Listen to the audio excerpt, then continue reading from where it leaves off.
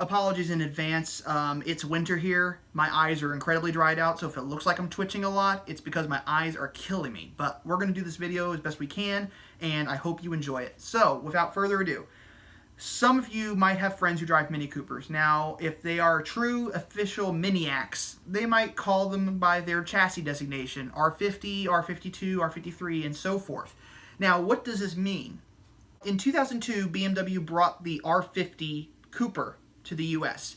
It was a 1.6-liter naturally aspirated engine. It either came with a CVT transmission or a 5-speed manual. Now, the one to have is the 5-speed manual. The CVT had so many issues that it was eventually recalled, and I believe there was even a class action lawsuit about it, so it wasn't a great transmission to have. Some people didn't have any issues with it, but some people did.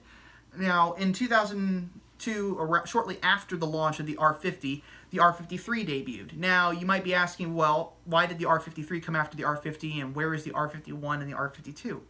Well, R51 apparently was a concept car that was never actually released.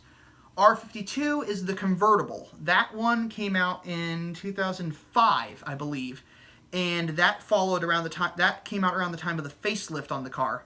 Now, it came out later, even though it had been in development prior to the R53.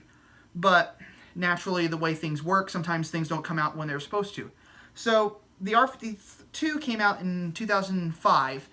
Around the time they did the facelift. Now, the facelift on these cars, BMW has a habit of when they facelift cars, they don't do extravagant facelifts. In this case, it was they changed the taillights, they changed the headlights, they changed some trim, they changed some options, and that was about it. So it wasn't really much, and you really don't notice much about the difference between the two until you look really close, then you can see the details. So in 2005, they brought the facelift, and in 2006 was the last year of the R53 and the R50. It was not the last year of the R52. The R52 was actually discontinued in 2008 when the new convertible came out. We'll talk about that later. Now, 2006 was also the year that the first GP model came out. Now, they had the John Cooper Works trim on these Minis for the longest time, but the GP was the last, was like the halo car, the last one to roll out. It was actually developed by Bertone. Well, not developed, it was built by Bertone in Italy. So these are really special cars, and they're very, very rare, very hard to find. They still hold their value significantly. But this was the final hurrah, I guess, for the R53 before it was replaced by the R56. I hope you enjoyed hearing about the first generation of the modern Mini. Tune in next week when I talk about the second generation of the modern Mini. Until next time, thanks for watching.